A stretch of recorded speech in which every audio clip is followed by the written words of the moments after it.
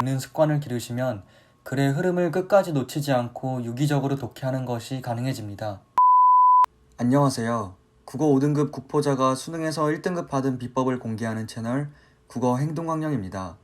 지난번 영상의 리스트 구조 독해법에 이어 이번 영상에서는 프라블럼 구조 독해법을 알려드리도록 하겠습니다.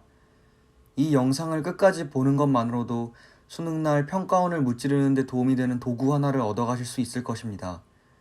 그럼 바로 본론으로 들어가 보도록 하겠습니다. 프라블럼 구조, 즉 문제 구조란 글의 서두에 문제를 제시하고 이에 대한 해결책을 알려주는 글입니다. 프라블럼 구조 지문의 구성은 다음과 같습니다.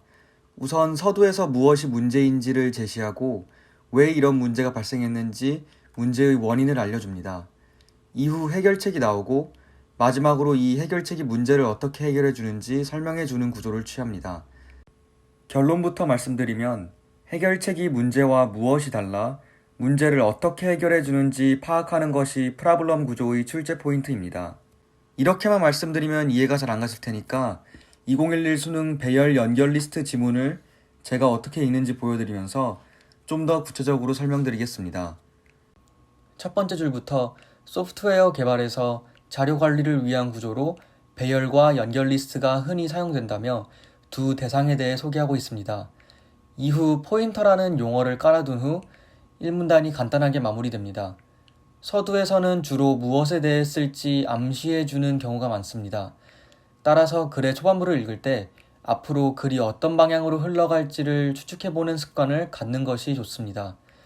이 지문의 1문단을 읽고서는 앞으로 배열과 연결 리스트에 대해 쓸 것 같다 정도만 추측할 수 있습니다.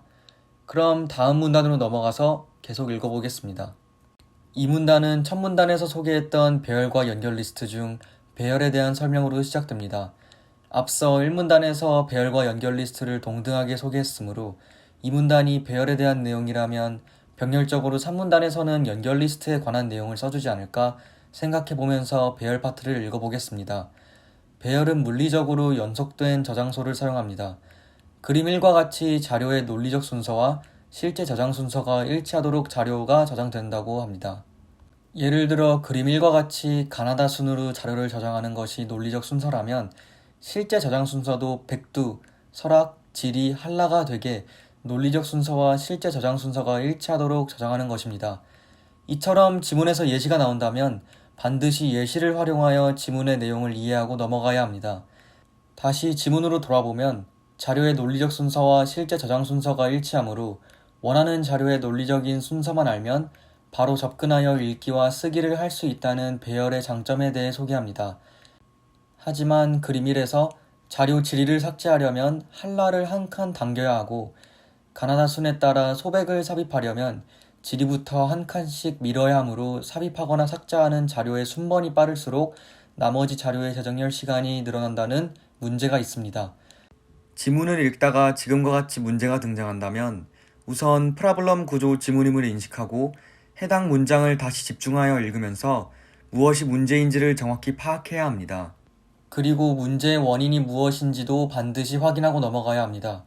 예를 들어 이 지문에서 문제는 배열 구조로 자료를 저장하면 삽입하거나 삭제하는 자료의 순번이 빠를수록 나머지 자료의 저장열 시간이 늘어난다는 것입니다. 그리고 이런 문제가 발생한 원인은 배열 구조에서는 자료의 논리적 순서와 실제 저장 순서가 일치하도록 자료를 저장하기 때문입니다. 대부분의 평가원 지문은 이렇게 문제를 제시했으면 뒤에서 해결책 또한 제시해줍니다. 따라서 다음 문단에 이에 대한 해결책이 나오지 않을까 예상해보며 넘어가면 됩니다. 방금 제가 한 것과 같이 한 문단이 끝날 때마다 내용을 간단하게 정리해보고 뒤에는 어떤 내용이 나올지 추측하면서 읽는 습관을 기르시면 글의 흐름을 끝까지 놓치지 않고 유기적으로 독해하는 것이 가능해집니다. 다음 문단으로 넘어가 보니 첫 문단에서 배열과 함께 등장했던 연결 리스트에 관한 설명으로 시작하고 있습니다. 배열과 연결 리스트를 리스트 구조로 서술하고 있는 지문인 것 같네요. 연결 리스트는 그림 2와 같이 저장될 자료와 다음에 올 자료의 포인터인 다음 포인터를 한 저장소에 함께 저장한다고 합니다. 따라서 네 번째 줄부터 같이 보시면 물리적 저장 위치에 상관없이 자료의 논리적 순서를 유지할 수 있다고 합니다. 그리고 무엇보다 앞서 배열의 문제로 제시되었던 자료의 삽입과 삭제는 다음 포인터의 내용 변경만으로 가능하므로 상대적으로 간단하다며 문제를 해결해주고 있습니다. 예를 들어 그림 2에서 소백을 삽입하려면 A의 소백을 쓰고 B와 C의 논리적 순서에 따라 다음에 올 값인 1004와 1001을 각각 써주기만 하면 되기 때문입니다. 이와 같은 해결책 파트를 독해할 때는 해결책이 문제와 무엇이 달라 문제를 어떻게 해결해 주는지에 주목해서 읽어야 된다고 하였습니다. 연결 리스트는 배열과 다르게 다음 포인터를 추가하여 정보를 담을 공간이 더 필요하지만 자료의 삽입과 삭제 시 걸리는 재정렬 시간이 줄어들었다는 것에 주목해서 유기적으로 읽어야 된다는 것입니다. 다시 지문으로 돌아와서 밑에서 네 번째 줄부터 보면 연결 리스트에도 문제가 있습니다. 연결 리스트에서 특정 자료를 읽으려면 접근을 시작하는 포인터부터 그 자료까지 저장소들을 차례로 읽어야 하므로 자료의 논리적 순서에 따라 접근 시간에 차이가 있다는 것입니다.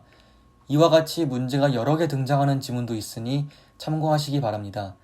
하지만 다음 문단으로 넘어가 보니 별다를 거 없이 이중 연결 리스트라는 해결책을 제시하여 연결 리스트의 문제를 해결해주고 있습니다. 여기서도 마찬가지로 해결책이 문제를 어떻게 해결하였는지 그리고 문제와 다른 점이 무엇인지에 주목해서 읽어보겠습니다. 이중 연결 리스트는 다음 포인터뿐만 아니라 논리순으로 앞에 연결된 저장소의 포인터를 하나 더 저장하여 저장 공간은 더 많이 차지하겠지만 현재 포인터에서부터 앞뒤 어느 방향으로도 연결된 자료에 접근할 수 있어 연결 리스트보다 자료 접근이 용이하다고 합니다. 자, 그럼 이제 정말 이렇게 해결책이 문제와 다른 점에 주목하여 문제 해결 양상을 파악하는 것이 문제를 푸는 데 도움이 되는지 확인해 보도록 하겠습니다. 내용일치 선지인 1번은 넘어가고 2번부터 보겠습니다. 자료 접근 과정이 자료 관리 구조에 따라 달라지냐고 물어보고 있습니다. 이는 해결책인 이중 연결 리스트가 문제의 연결 리스트보다 자료 접근에 용이하다는 것만 제대로 읽었더라도 쉽게 넘어갈 수 있는 선지였습니다. 정답 선지인 3번을 보면 배열에서는 자료의 논리적 순서에 따라 자료 접근 시간이 달라진다고 했는데 이는 배열이 아니라 연결 리스트에 해당하는 내용으로 옳지 않습니다. 정답 선지 역시 문제에 해당하는 배열과 해결책에 해당하는 연결 리스트를 잘 구분해서 읽었는지 물어보고 있습니다. 4번 선지도 살펴보면 연결 리스트는 저장되는 전체 자료의 개수가 자주 변할 때 편리하냐고 물어보고 있습니다. 연결 리스트가 배열의 문제를 해결해주는 양상을 제대로 파악했다면 연결 리스트는 자료의 개수가 자주 변할 때, 즉 자료의 삽입 또는 삭제 시 편리하다는 사실은 쉽게 알 수 있었을 것입니다. 따라서 프라블럼 구조 지문을 읽을 때는 앞서 말했듯이 해결책이 문제와 무엇이 달라 문제를 어떻게 해결해 주는지에 집중해서 읽어야 합니다. 다음 문제 또한 전형적으로 문제와 해결책의 다른 점을 제대로 파악했는지 물어보는 문제입니다.